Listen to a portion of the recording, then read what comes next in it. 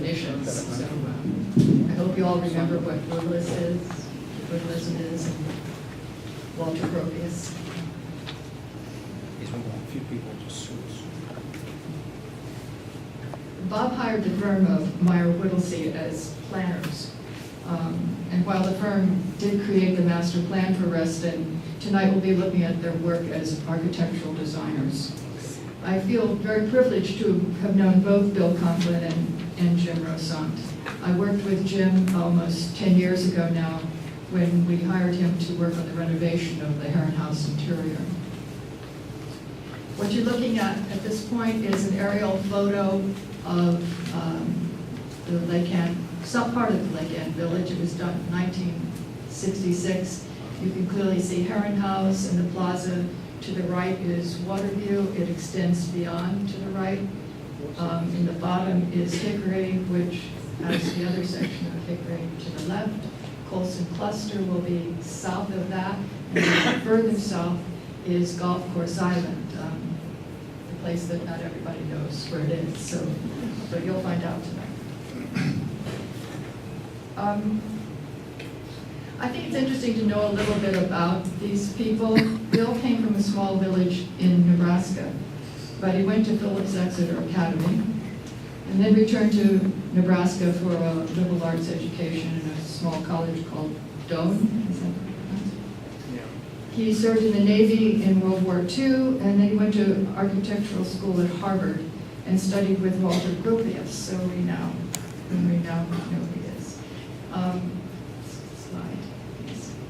The eager young man in the middle is a young Bill Conklin, and the man I think should have been played by Humphrey Bogart. On the left, on the right is Walter Gropius.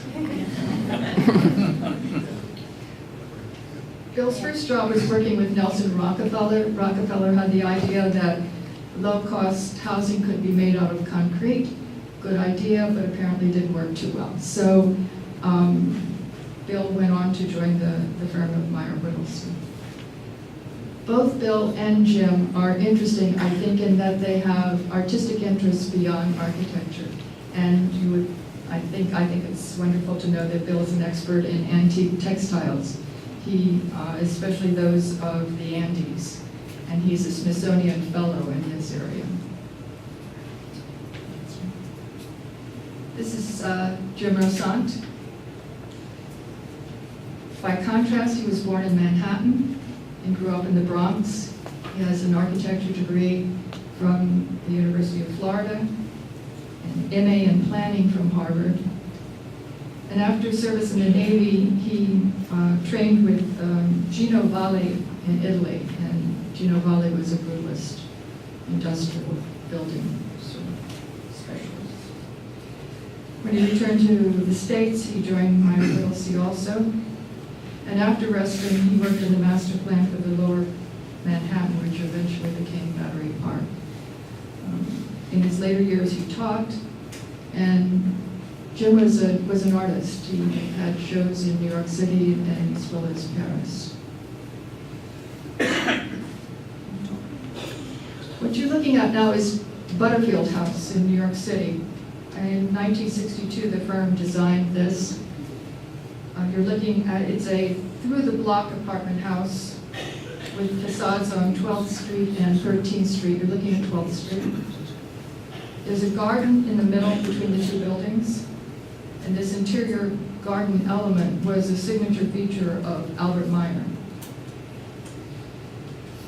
The next slide is the 13th Street facade.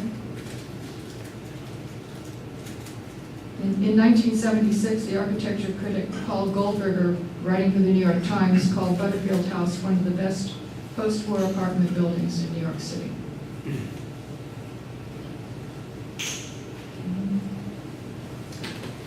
I think of Lake Ann as a modern European village. The firm's partners and associates were familiar with Bob's European inspirations, having spent time in Europe or having been born European. They also understood his taste in whimsy and fun and artistic elements, like the Van Gogh Bridge. In addition to Conklin and Rosant, the firm included an associate partner, Bill Roll. Bill had worked with Harry Weiss in Chicago and in Rome for the Architects Collaborator, whose founder was, well, Jonas Visvaras, an associate partner, was born and educated in Lithuania. In addition to the architectural firm members, Shermayev and Geismar, I hope I didn't really legend the names, a New York graphic design firm was hired to do the commercial graphics for the plaza. And the distinctive light fixtures on the plaza and the surrounding Lake Anne Village area were designed by Seymour Evans. James Fanning did the landscape plan for Lake Anne. Both Bill and Jim are reluctant to put a label on the architectural style of Lake Anne, probably because of the general unpopularity of modern architecture at the time.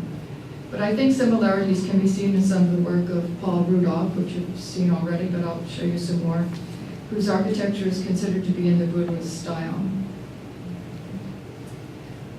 This is Crawford Manor in New Haven.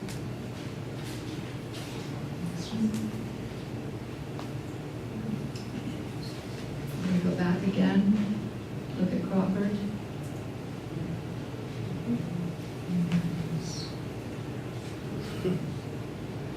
Next slide is the 6 minute floor pans within Heron House. Original, some of them are quite changed now, but that was original. This is the Orange County Government Center in Orange County, which Paul Rudolph designed.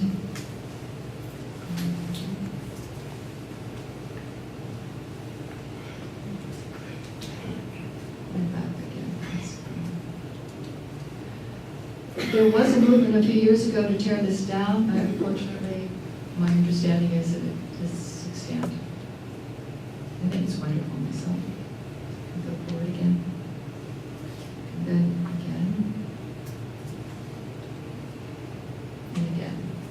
These are the unit plans. There are 2 levels. There's a lower level and an upper level, but they all are on top of all the commercial spaces on the J.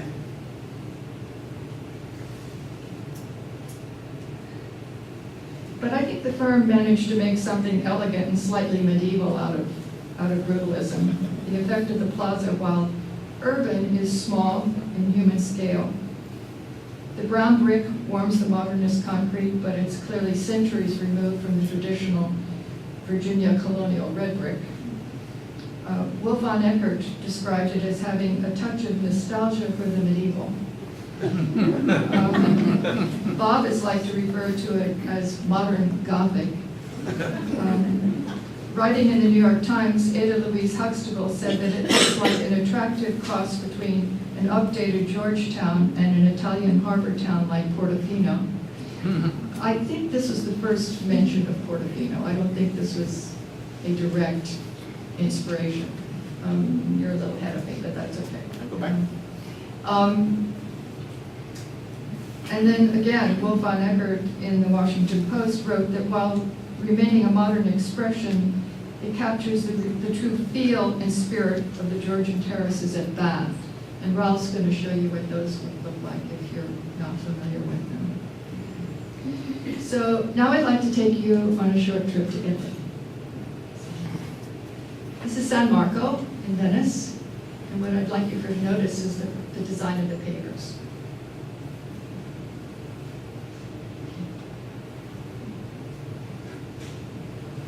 This picture comes from Alec Berry, by the way. I think he was on top of the road when he took it.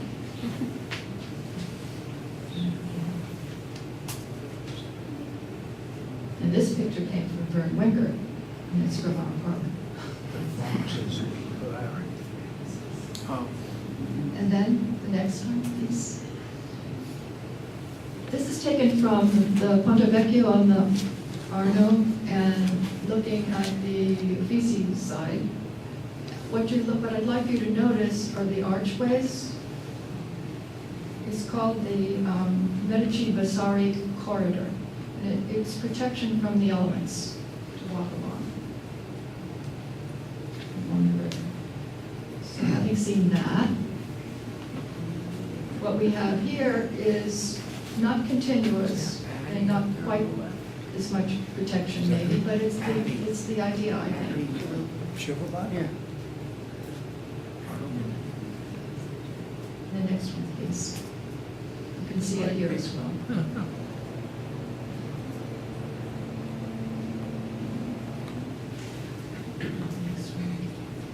This is a little diversion. I wonder how many of you have noticed that this says Lake Anne 1963. Lake Anne officially opened and was officially completed in '64.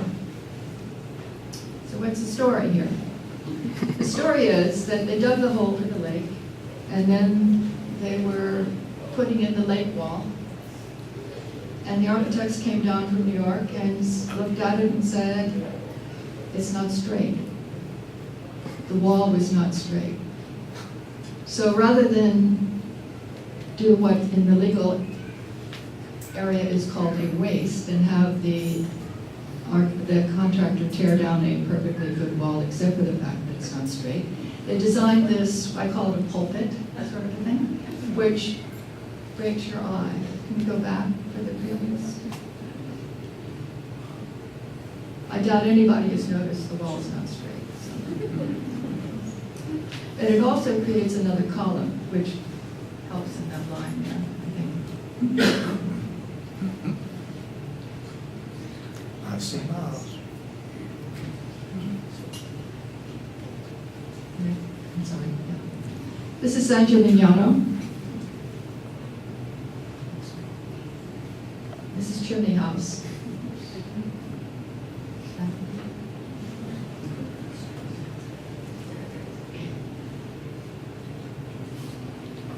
No, that was too far back. There. Over again. Thank you. And forward again, please.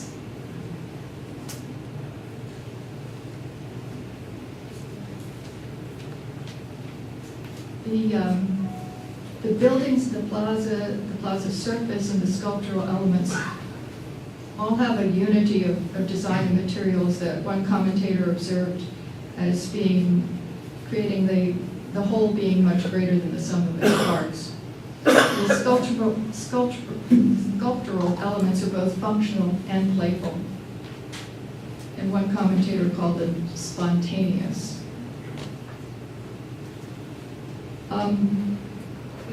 Also hired for the plaza work was Gonzaga Fonseca, who was an Uruguayan sculptor whose work, although clearly modern, also demonstrates a strong sense of historical motifs and playfulness.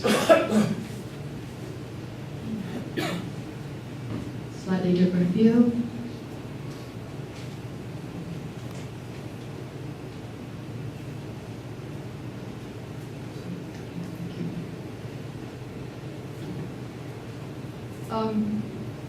The architects called this the conceit of a lighthouse. It is very romantic to climb up to the top and look out over the lake, but the idea was also that if you were approaching the plaza from the water, that you would be approaching a lighthouse. And you'll see it is inscribed 1964. At the bottom you can see the water level markers. Jim Rosson said that those were similar to the way the Nile level is marked. Jim's wife grew up in Cairo.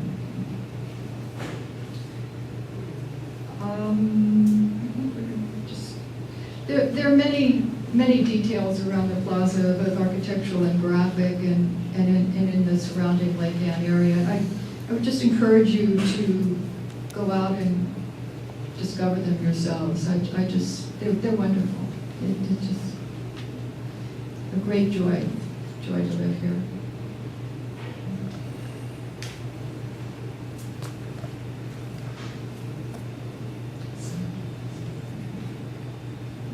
I just like this.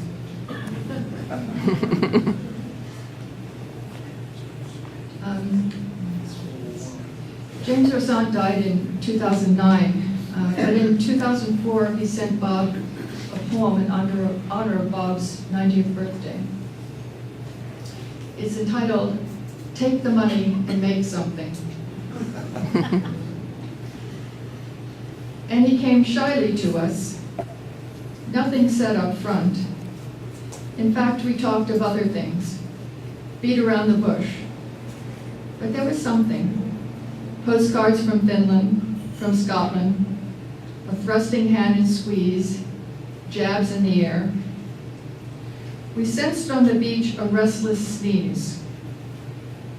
Nothing said about the craze to fly above the bourbon oaks, only market research, Fairfax pragmatism. But we were set up, Simoned, as 'twere, to make the heron soar. Richard?